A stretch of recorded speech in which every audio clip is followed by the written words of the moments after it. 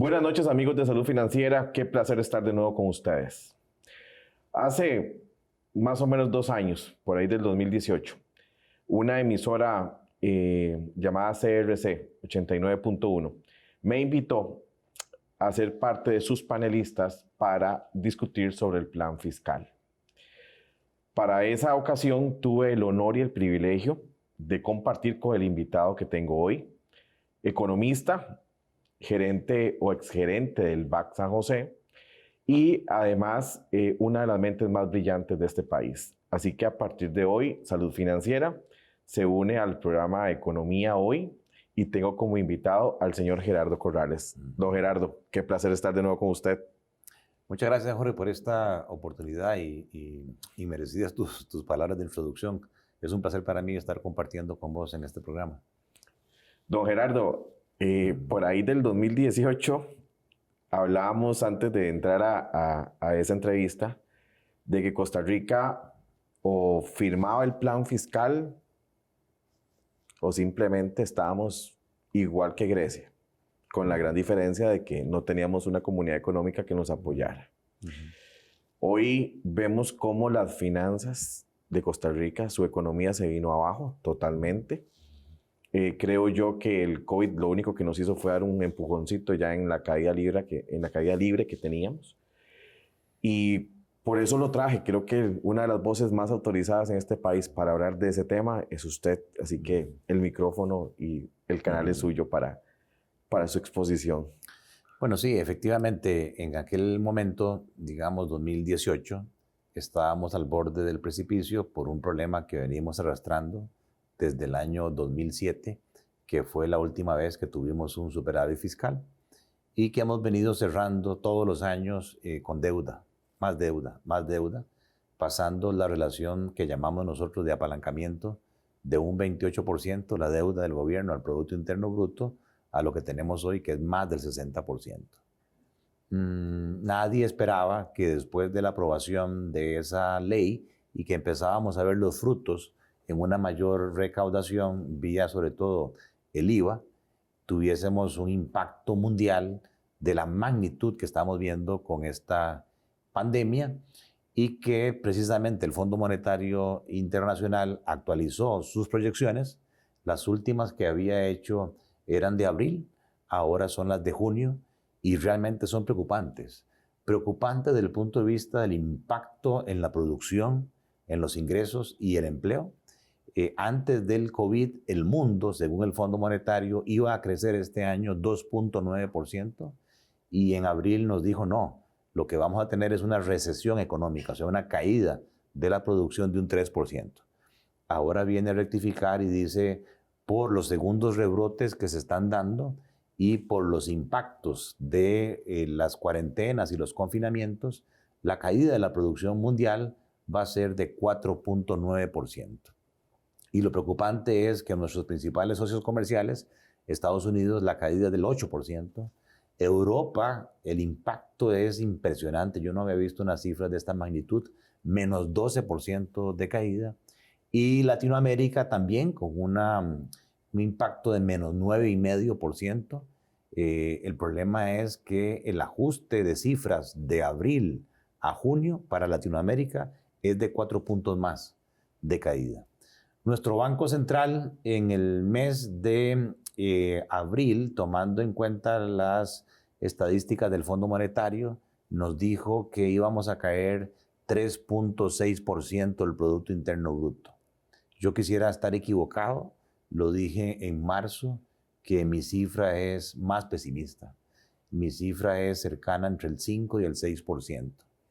Y eso pues tiene una contraparte que no es como alguna gente tratando de sembrar odio ideológicamente y polarizar la sociedad, la enfila contra la satanización de los empresarios, sino es el tema del empleo. Yo creo que la mayor preocupación nuestra como país es el impacto que esta crisis va a tener sobre miles de familias costarricenses que en una economía de mercado sin empleo no hay ingresos y al no haber ingresos no hay poder de compra y al no haber poder de compra, usted es sencillamente un fantasma. No existe en una economía de mercado y esa es la mayor preocupación social y política que deberíamos estar discutiendo en este momento. Medidas populistas, le decía yo a usted fuera de cámaras, han sido las que han tomado la Asamblea Legislativa. De todos los proyectos que ha presentado el gobierno en papel, porque ninguno se ha dado, ninguno de esos proyectos reactiva la economía. Bueno, la pregunta es, digamos, compleja. Vamos a ver, antes de entrar al tema de la reactivación, yo creo que hay tres elementos fundamentales en esta pandemia. Uno que no podemos obviar, que es un espíritu solidario hacia reducir lo más lamentable que son las muertes de seres humanos. Costa Rica lo está haciendo muy bien. De hecho, nuestra tasa de letalidad, que se llama muertos por cada millón de habitantes, es de las más bajas del mundo. Por dicha, tenemos 3, cuando el mundo tiene tasas, en el caso de España, Francia, de muchas más personas, varias veces más. Entonces ahí sí es de justificar un incremento del gasto. Hay que incrementar el gasto en salud, tanto el Ministerio de Salud, la Caja, para hacerle frente a esta pandemia. El segundo elemento es que uno debería estar pensando en forma paralela, como usted decía, si ya veníamos con un problema arrastrado que nos tenía al borde del precipicio, que era el déficit fiscal, pues así como sube el gasto extraordinario, ¿verdad?, por temas de salud, yo debería simultáneamente, de manera responsable, haberle presentado al Congreso una propuesta de revisión del presupuesto nacional de los 10.500 miles de millones de colones que se aprobaron en el presupuesto del 2020 para decirle, mire, yo voy a compensar esa subida del gasto de casi 2 puntos, 2.5 del PIB, que es lo que nos va a costar la pandemia, lo voy a compensar reduciendo salarios, reduciendo transferencias, reduciendo gastos en compras de bienes y servicios, pero lo que hemos visto es que no, que el gobierno apenas ha hecho un esfuerzo mínimo del 0.2% del Producto Interno Bruto, es lo que se ha aprobado en la Asamblea. Y el tercer elemento crítico para mí es el que usted menciona, que es la falta de reactivación económica, que no es un problema nuevo. Ya veníamos arrastrando una falta de crecimiento del país, veníamos creciendo cada vez menos, y el gobierno había presentado al menos 3, 4 propuestas de reactivación económica que no han tenido éxito. Y yo creo que ahora sí, ante un panorama de una contracción económica, deberíamos estar pensando las mentes mejores de este país, que hay muchas, en cómo reactivar el aparato productivo. Y es aquí la razón de ser de este especial de reactivación económica. Don Gerardo, si usted tuviera el poder de decisión en estos momentos, si usted estuviera en una silla donde se toman decisiones hoy, ¿cuál es la primera medida que tomaría en son de reactivar la economía de Costa Rica? Bueno, antes que mencionar la primera medida, yo quisiera enfatizar a los seguidores de tu programa, Jorge, y te felicito por este tema de salud financiera que es fundamental en el país. Que les quede claro y dejemos a un lado el tema ideológico, ¿verdad? En Costa Rica, antes del COVID, teníamos 2.2 millones de personas ocupadas, de una fuerza laboral de aproximadamente 2.5 millones. De esa cifra de 2.2, en el sector privado se crean 1.800.000 personas ocupadas. Y en el sector público se crean alrededor de 350.000 personas. Aquí viene entonces la pregunta. ¿Podemos reactivar la economía como don Marcelo Prieto expresamente lo dijo, siguiendo incrementando el gasto público, creando más plazas en el sector público? Yo sinceramente creo que no. Me parece que no es de recibo en una situación del año pasado con un faltante de ingresos del 7% del Producto Interno Bruto, seguir incrementando el gasto público. La única forma de hacerlo es aumentando los impuestos. Y al aumentar los impuestos, todos sabemos que eso tiene un efecto recesivo. Entonces yo creo que definitivamente la solución tiene que venir por el sector productivo, tiene que venir por el sector privado. Nos guste o no nos guste, esa es la solución inmediata de generación de empleo. Entonces yo, estando al frente del Poder Ejecutivo, como lo es el señor presidente, pensaría junto con mis asesores qué tengo que hacer para facilitarle al sector productivo la creación de empleo, que es la prioridad en este momento, la mayor preocupación social que tenemos. Y en eso, pues como economista, lo primero que yo haría es confianza. Para mí lo fundamental es generar confianza. Y confianza tiene que ver con los discursos. ¿Cómo hago yo para transmitir convencimiento de que hay una hoja de ruta, de que el barco está bien dirigido, que vamos hacia un norte específico? Y para eso yo tengo que ser consistente. Yo no puedo salir a decir una cosa y en la práctica mi equipo o mi persona hacer otra. Porque los seres humanos, entre comillas, no somos tontos. Uno ve hacia sus líderes qué es lo que están haciendo. Y si uno visualiza que hay contradicciones evidentes dentro del equipo de gobierno, casi que dos bandos que se pelean públicamente entre sí, unos que dicen la ruta es por este lado y los otros que dicen no, él está equivocado, la ruta es por este otro lado. Imagínense entonces el desconcierto que hay y lo que es peor, ante esa falta de uniformidad, de seguridad, de transparencia. Si yo soy una familia, si soy un empresario, ¿qué es lo que voy a hacer? Pospongo mis decisiones de consumo, mis decisiones de inversión. Y si la pandemia a su vez está generando miedo, temor en los empresarios, en las familias, para no salir, para quedarse en la casa, etcétera, peor aún, el impacto, el shock que llamamos de demanda, hace que entonces la contracción de la producción sea mayor. Entonces, a tu pregunta, lo primero que yo haría es aprovechar ese foro carísimo en términos de publicidad que se tiene todos los días, que se utiliza solamente para hablar de salud, que es importante, obviamente. Yo también aprovecharía como presidente y como equipo económico para empezar a divulgarle a la población señales positivas de lo que estamos haciendo en conjunto con el sector productivo para lograr que se mantenga el empleo y para lograr que se creen nuevos puestos de trabajo.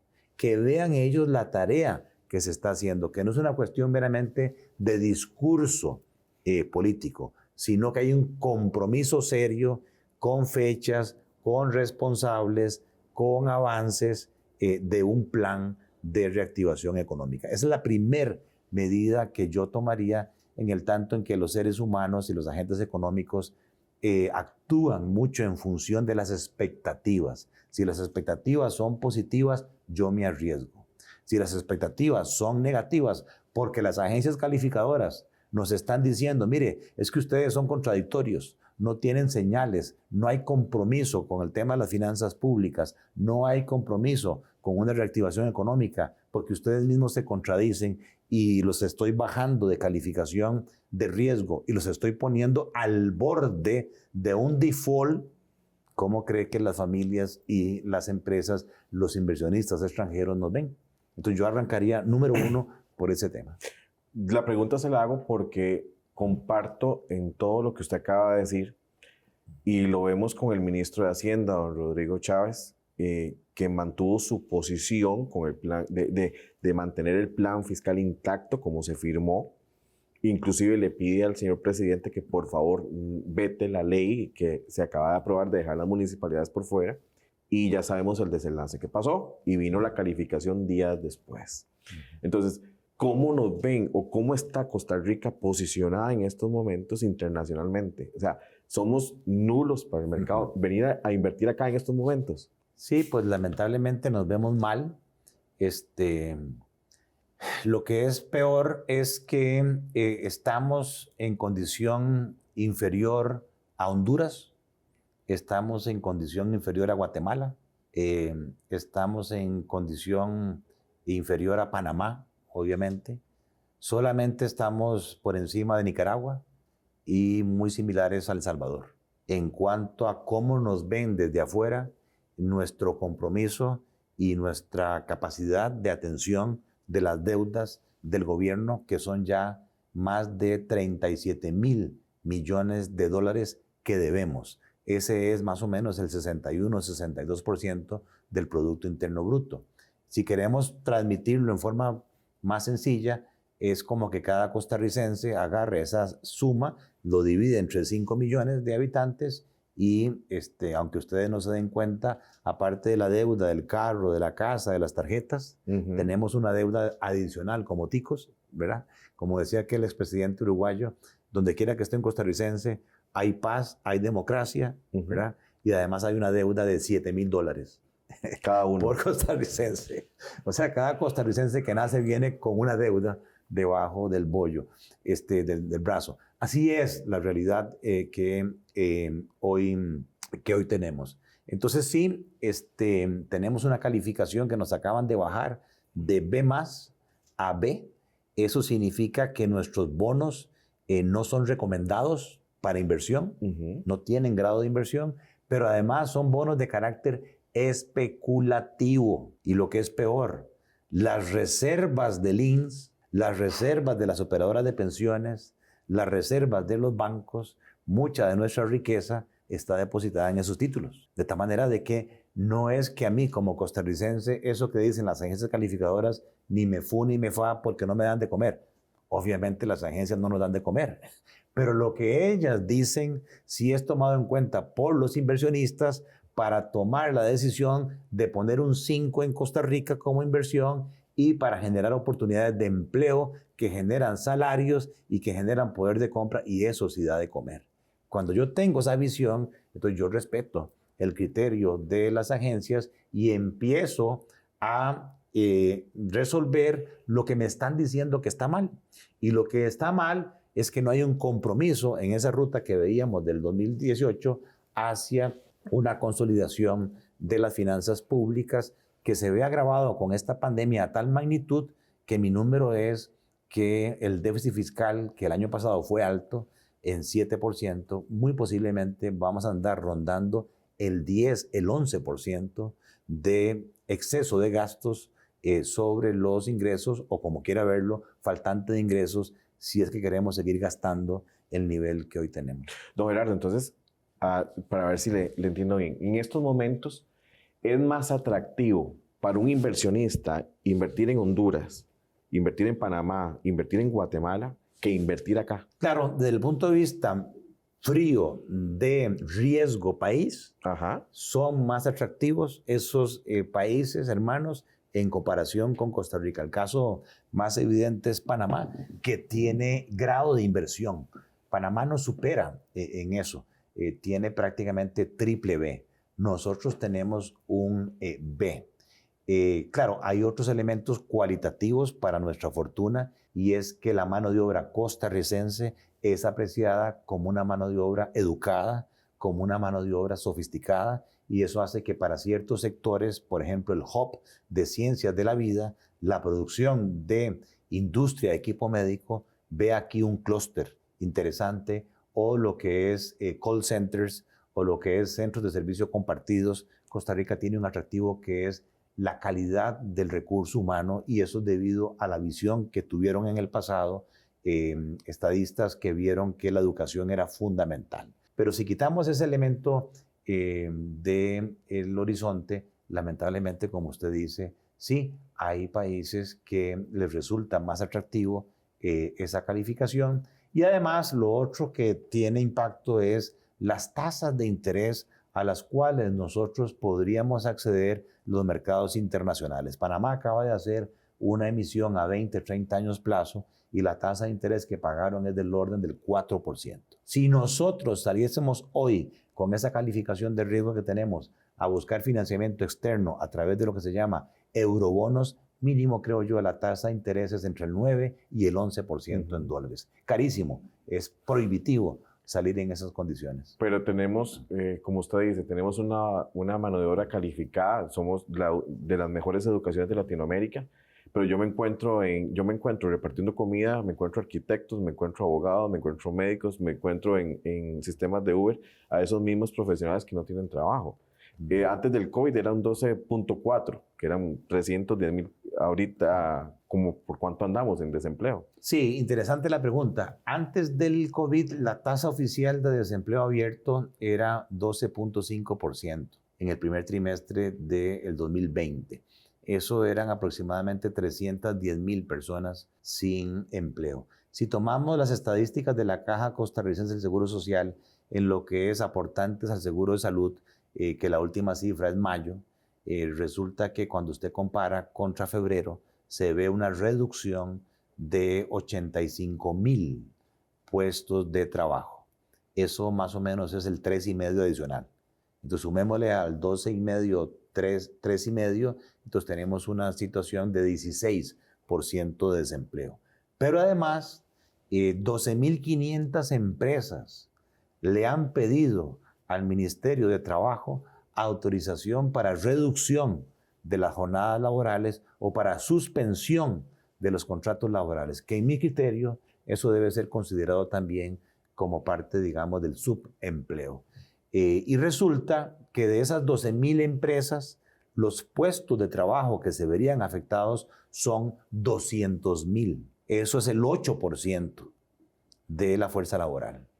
O sea que cuando se apruebe eso, pasaríamos en consecuencia de un 16 a alrededor de un 24% de desempleo. Lo que se ha aprobado hasta el momento son 3,000 empresas y son 100,000 empleos que han visto sus jornadas reducidas. Eso más o menos son 4 puntos más. O sea, que a hoy podríamos estar hablando de un desempleo de un 20%, digamos, formal. Agréguele todo el trabajo perdido informal. O sea, creo yo que podemos andar fácilmente entre un 20-25% de desempleo, que para mí es el problema mayor, y que el costo de ese desempleo es poner en riesgo el Estado Social de Derecho. Costa Rica se ha diferenciado del resto de países hermanos porque tenemos paz, porque tenemos tranquilidad, porque hay seguridad física.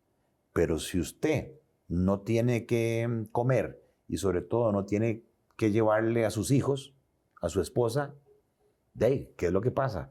La tasa de delincuencia se dispara. Lo que es el narcotráfico se dispara. Yo lo que busco es de dónde saco ¿Cómo dinero, llevo el sustento? claro, para mi familia. Y eso lo que hace es, ponga usted la mejor empresa del mundo a producir en un ambiente social y políticamente inestable y no hay forma. De ahí que no importa el nivel de ingreso donde yo esté ubicado, si soy un ganador o no con esto de la pandemia, si soy un gran empresario, todos deberíamos estar preocupados por esos 500,000, 600,000 costarricenses que hoy no tienen que comer, y de ahí la importancia de la reactivación económica. Don Gerardo, se me vienen a la mente dos preguntas básicas.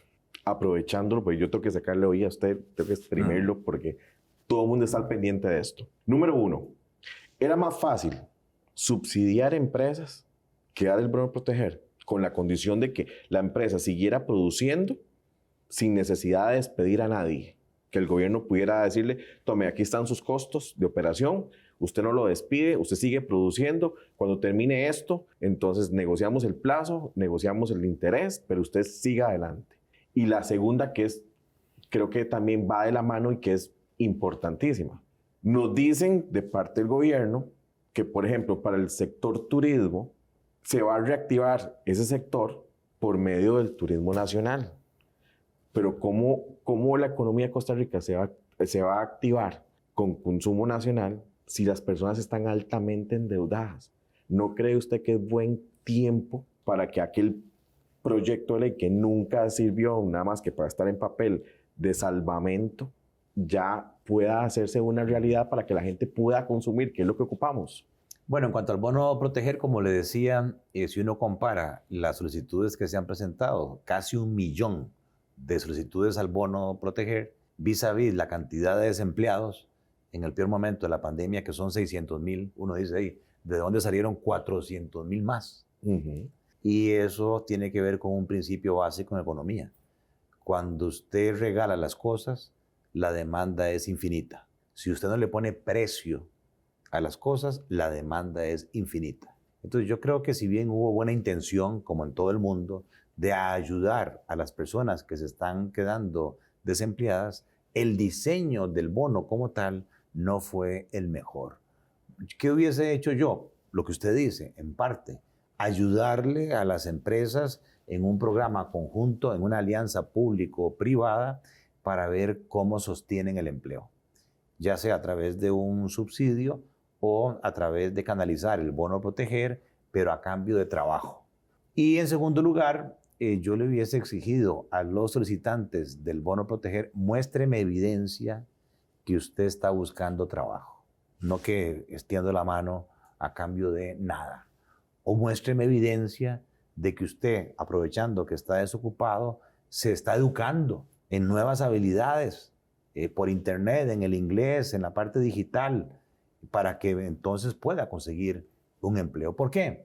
Porque el bono proteger en esta primer tanda nos va a costar 450 millones de dólares.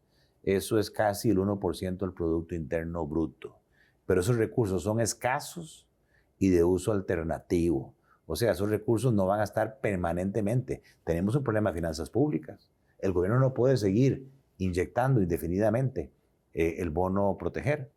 Entonces creo que la solución viene más por el lado de las empresas. ¿Cómo hago para ayudarle a las empresas a que mantengan su operación? Ya sea subsidiándoles el empleo, ya sea bajándoles cargas sociales, ¿verdad? Ya sea bajando tarifas. Aquí en Costa Rica producir es muy caro. Tarifas de electricidad, luz, agua, ¿verdad? Creo que ahí nos ha faltado visión, creatividad. En cuanto al tema del turismo, definitivamente el impacto es severo. Es el sector más afectado. Están en temporada cero. Yo le sigo mucho el pulso a la facturación con tarjetas de crédito y de débito.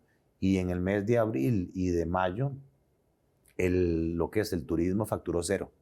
O sea, es una situación sumamente crítica, no tienen ingresos, temporada cero. Y se han perdido a mayo, según la caja, en el sector turismo, más de 25,000 empleos. Pero además, los que se han quedado trabajando han tenido una reducción de salario mensual del 50%.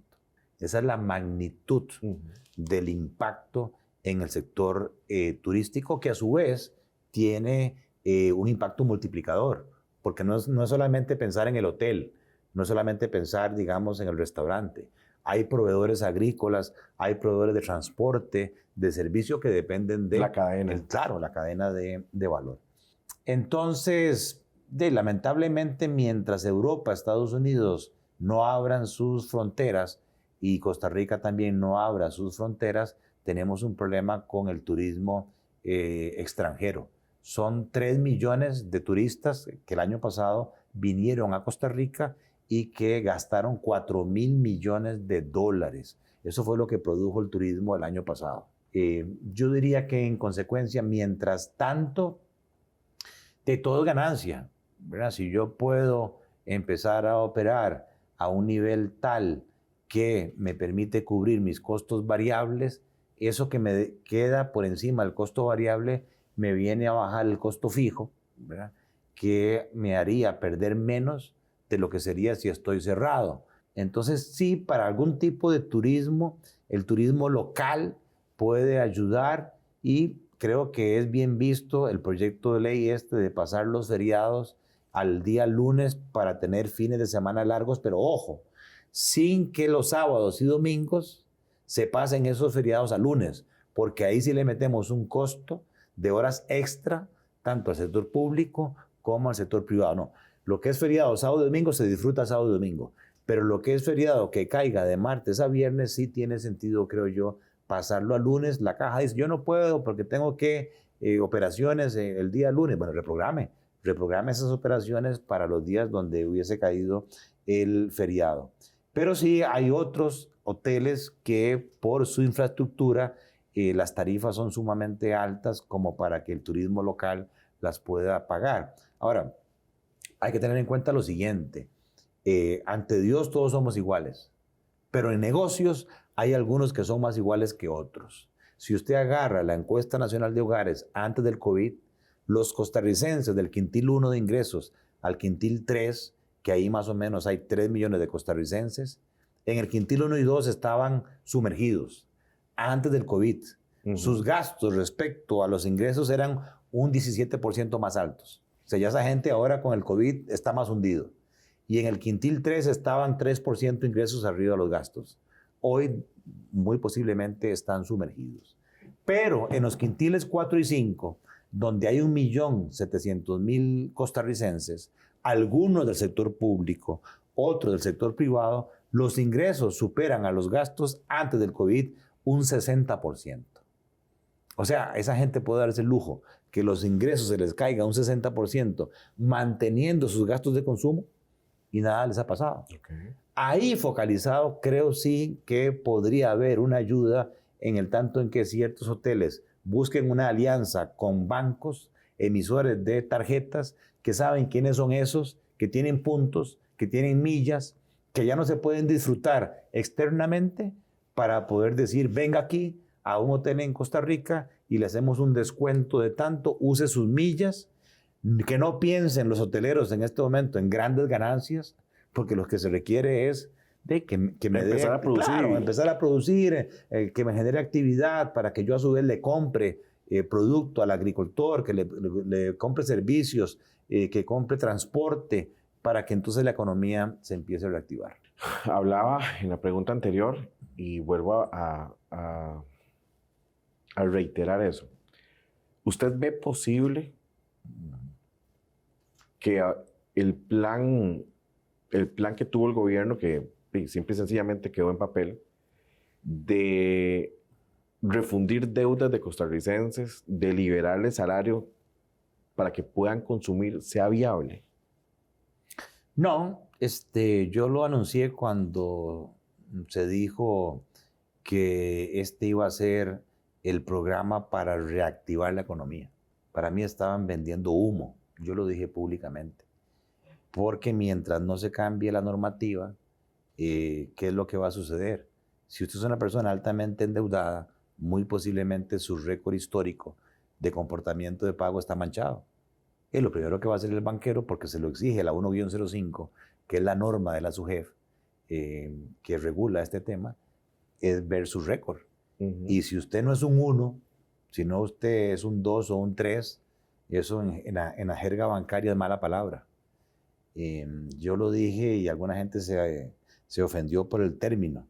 Es mortandad, o sea, sinceramente, es una cosa que no califica, porque hace que el banquero tenga que hacer provisiones incrementales. Si usted históricamente estuvo atrasado de 1 a 60 días, contra el préstamo que le den, el banquero tiene que provisionar el 20% del monto del préstamo. Y tal vez el margen es, digamos, 10 puntos. Entra perdiendo. Si su atraso histórico era de 60 a 120 días, resulta que la provisión es del 50%. Y si es más de 120 días, tiene que provisionar el 100%. Sí. Por mejor voluntad que yo tenga como banquero, mientras esas normas existan, imposible, ¿verdad? Yo sí creo que un programa bien concebido debería incentivar a los bancos que sí busquen una readecuación para sus deudores, porque ningún banquero le va a sacar las castañas del fuego a otro banquero. Okay. Yo que estuve ahí, ¿sí? Yo que estuve ahí sé cómo es el juego. O sea, nadie va a arriesgar su negocio a salvar al otro, mentiras. Pero yo sí estoy preocupado por mis deudores altamente endeudados. Entonces yo creo que sí sería responsabilidad de los bancos, con el cambio en la normativa, de hacer una reestructuración de largo plazo de esos créditos para tratar de oxigenar a esas personas altamente endeudadas.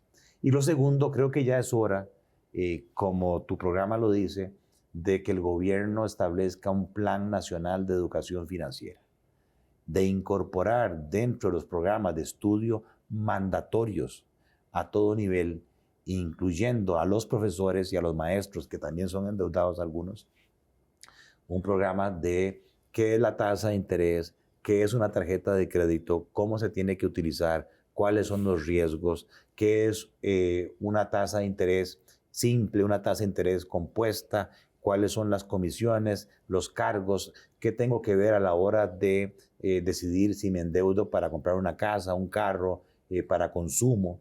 Esos elementos básicos, no importa la profesión que tengamos a futuro, si soy ingeniero, si soy médico, si soy obrero de la construcción, si soy agricultor, todos nos vamos a ver enfrentados al problema de las finanzas, pero no nos educan para eso. Exacto. Entonces yo creo que el tema del sobreapalancamiento viene por ahí.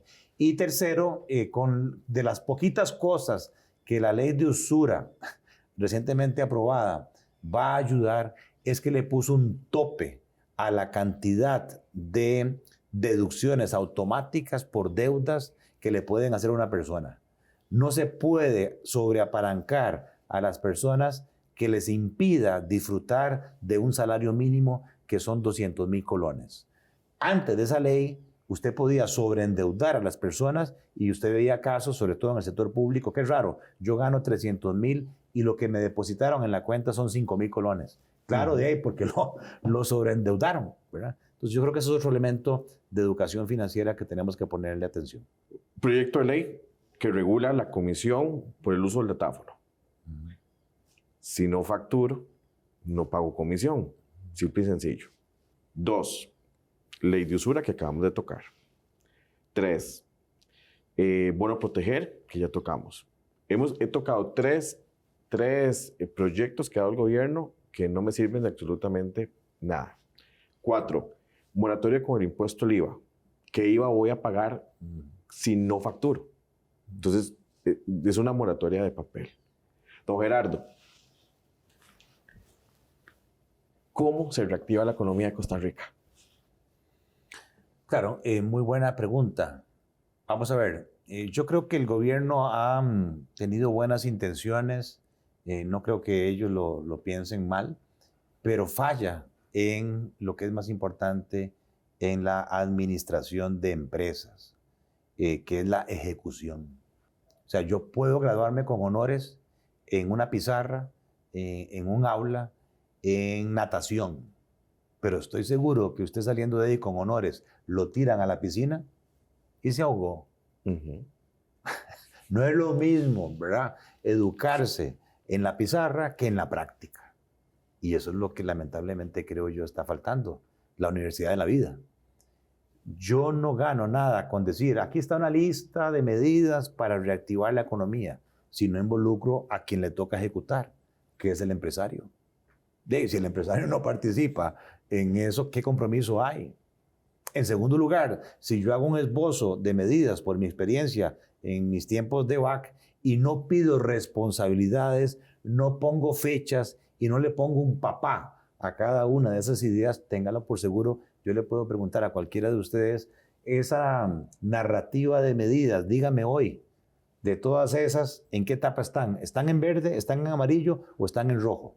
¿A quién llama usted a cuentas por el incumplimiento de la ejecución de esa medida? A nadie, ¿verdad? Fuente ovejuna. Entonces yo creo que por ahí nos falta. La otra idea que yo he tirado desde marzo es que debería existir un War Economic Room, un cuarto de guerra económico. Porque el señor del Banco Central, el señor ministro de Hacienda, la señora ministra de Planificación, es gente capacitada, gente buena, bien intencionada, pero están apagando incendios. Ellos están viendo a ver cómo hacen frente con recursos escasos a esta crisis. No pueden estar a su vez pensando en reactivación económica. Traiga un equipo de funcionarios públicos, de empresarios de experiencia, de banqueros de experiencia que hay en el país y póngalos a pensar, a respirar todo el día solo en reactivación económica.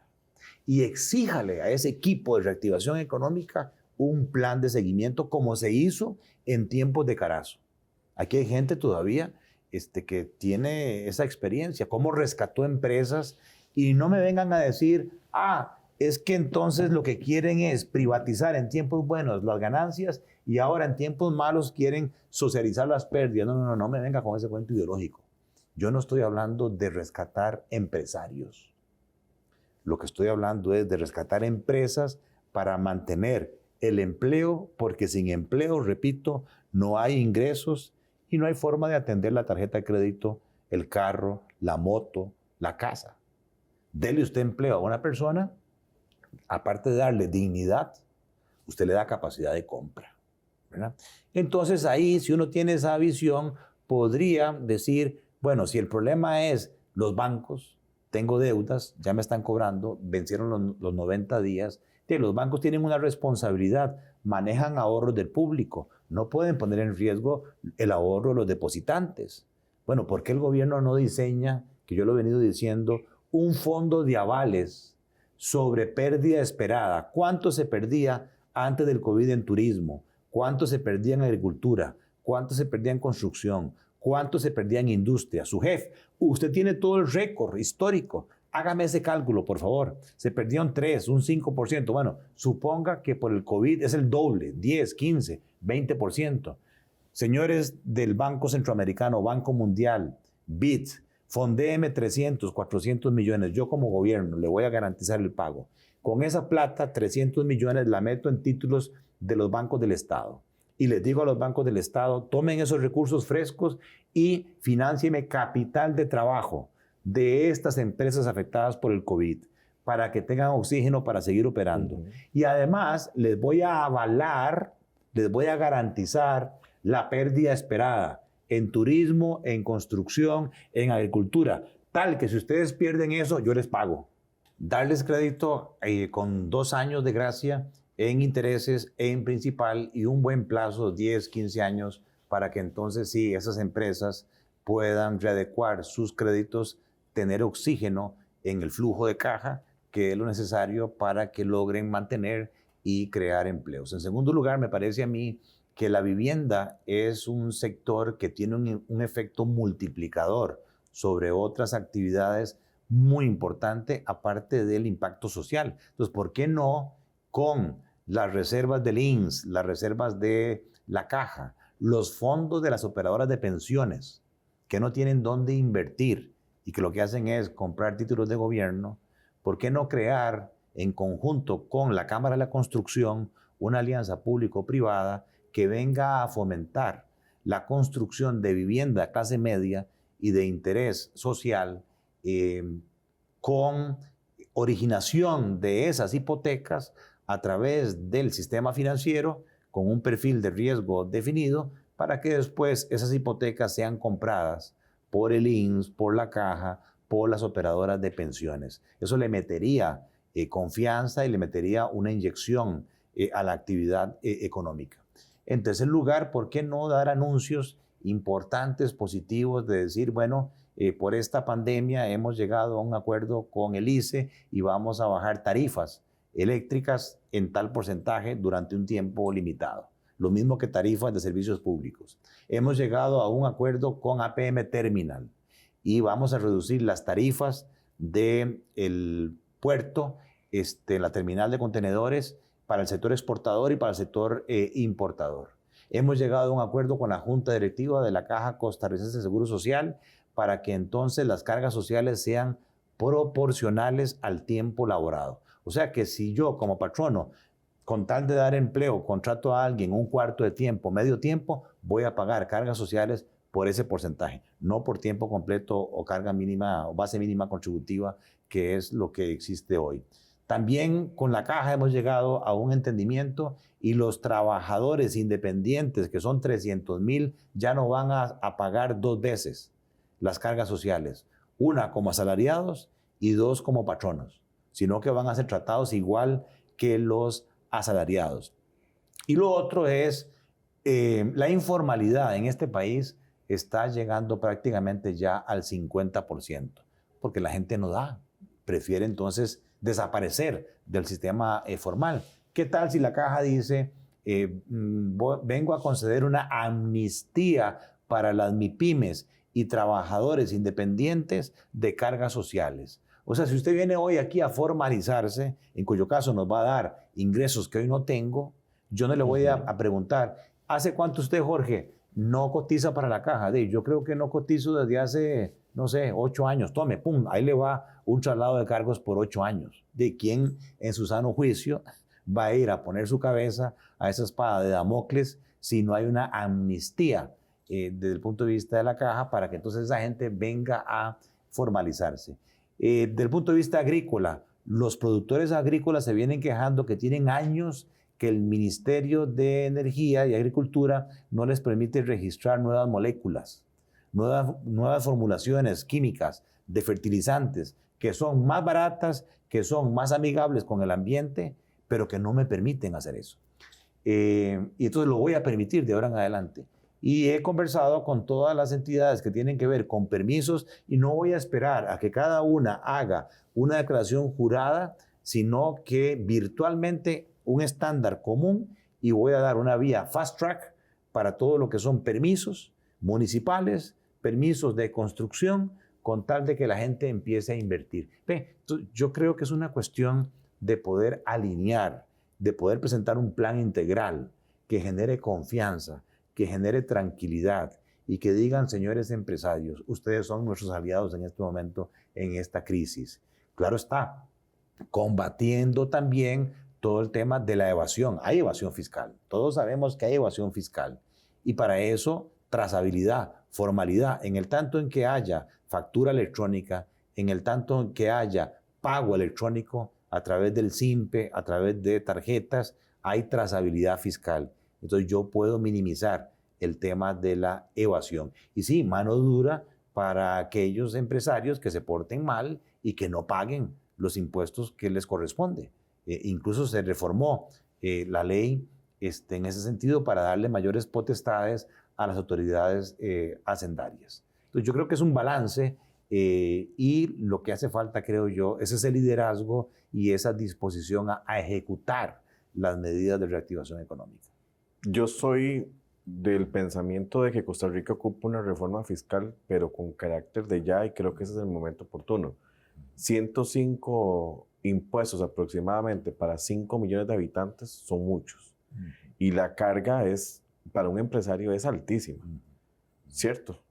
No solamente para los empresarios, uno mismo como persona es súper difícil pagar los impuestos, porque son muchos impuestos celulares diluidos en distintas cédulas de impuestos, que impuestos de renta, adelanto de renta, que el IVA, que impuesto de ganancias de capital, que impuesto de casas de lujo, que impuesto territorial, y no hay una facilidad que incluso yo estaría dispuesto a pagar.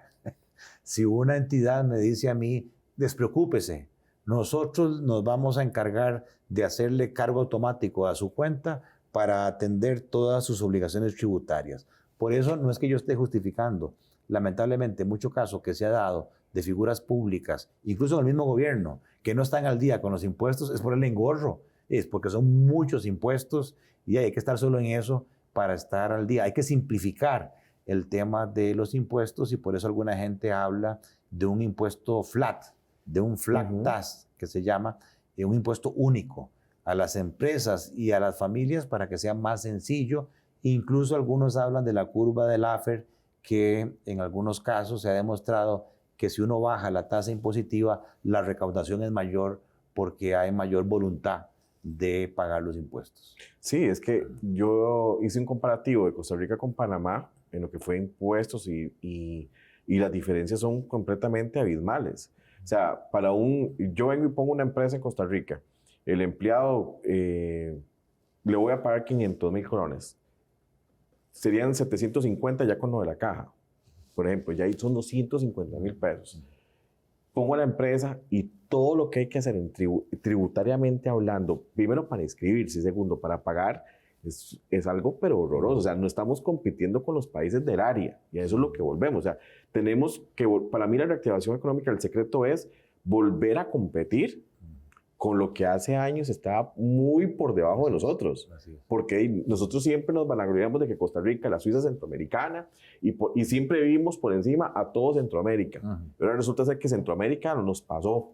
Y nosotros que tenemos una educación privilegiada y no tenemos ejército. Y vemos Guatemala como viene en su vida, vemos Honduras y Panamá que ya hace años nos rezagó. Sí, lamentablemente nos estamos quedando relegados. Ya lo decía don Eduardo Lizano hace muchos años, que Costa Rica estaba en un nadadito, ¿verdad?, de perro, o en una bicicleta estacionaria, ¿verdad?, que pedaleamos y no avanzamos. Yo creo que en crisis los ticos siempre hemos demostrado que es posible hacerlo, pero para eso creo yo que tenemos que dejar a un lado los temas ideológicos, tenemos que dejar a un lado lo que se ha promovido mucho en redes sociales, que es denigrar, atacar a las personas, lo que se llama falacia ad hominem, y no los argumentos, para darle chance a las ideas y a las alianzas público-privadas, que creo yo es lo único que nos puede rescatar de esta situación, que resumo en dos términos: las finanzas públicas. Hoy en la mañana escuchaba a un politólogo diciendo, es que el gasto en Costa Rica, mentiras, que es alto, porque aquí gastamos el 20% del PIB, y en Estados Unidos se gasta el 40%, y en Europa se gasta el 40%. Sí, pero lo que no dijo este señor es, ¿y cuál es la carga tributaria de esos países? 40, 45%. Aquí la carga tributaria es 14%. Y además, el gasto es efectivo, porque usted ve la obra pública, usted ve, ¿verdad?, las carreteras, la infraestructura, ¿verdad? Lamentablemente, en el caso de Costa Rica no es ese el caso, y por lo tanto creo yo que tenemos que resolver el tema de las finanzas públicas, ya sea aumentando ingresos, bajando gastos, una combinación, o vendiendo activos del Estado. Y la otra vía simultánea, paralela, es la reactivación económica, que, repito, no se puede lograr si no es en alianza con el sector productivo. Voy a despedir el programa con una última pregunta, y es personal. Como estudiante de la carrera de finanzas, vimos que en la crisis de Carazo, pasan los 4 años de Carazo, llega Luis Alberto Monge al poder, y lo primero que hace Luis Alberto es dar un paso atrás y delegar el problema económico en un equipo, liderado por Carlos Manuel Castillo y don Eduardo Lizano. Él sabía que no era economista, él sabía de sus limitantes, pero dio un paso y lo dio. Encárguense en ustedes. Falta eso hoy, don Gerardo. Bueno, es que usted pone un ejemplo memorable, que es el carisma, o era el carisma, de don Luis Alberto Monge, arrancando por ahí, porque lo que destacaba a don Luis Alberto Monge era su humildad, que él lo reconocía abiertamente. No tenía egos, no tenía vanidades, y sí tenía la sapiencia de poder rodearse de gente muy buena. Usted mencionaba algunos nombres: don Carlos Manuel Castillo, don Eduardo Lizano, el mismo don Fernando Naranjo. Hoy yo creo que en el país sobra la calidad. Hay gente muy valiosa en distintos campos, pero si yo no tengo la humildad de reconocer mis limitaciones, y prevalecen los egos, o lo que es peor, con independencia de los colores, prevalece el cálculo electoral, porque ahora todos se creen presidenciables, todo el mundo se cree que es presidenciable, y entonces no tomo tal medida porque me va a costar votos, porque si yo tomo esa medida, que es la correcta técnicamente, me va a afectar en el 2022. Mientras tengamos esa visión, nos seguimos hundiendo. Yo creo que no es un tema económico, yo creo que no es un tema de falta de capacidad, tampoco creo que hay que ir a buscar esa capacidad fuera del país. Existe aquí en el país. Es un tema de voluntad política, es un tema de ideologías, es un tema de dejar ya los egos para actuar con una visión país. Amigos de Salud Financiera, muy claro lo ha hablado don Gerardo en esta exposición de casi una hora. Aquí lo que falta es voluntad. Materia prima hay de sobra. Costa Rica tiene economistas calificados, reconocidos tanto nacional como internacionalmente. Y Salud Financiera ha tratado en todos estos programas de traerle lo mejor de lo mejor para establecer una ruta de reactivación económica. Los espero el próximo jueves al ser las 8 de la noche. Don Gerardo, muchas gracias por estar con nosotros. Economía Hoy es la página de don Gerardo. Ahí es simple y sencillamente espectacular ver la educación financiera que don Gerardo ha traído en todo este tiempo que la tiene. Se los recomiendo y los espero entonces el próximo jueves a las 8 de la noche. Saludos, bendiciones, hasta luego.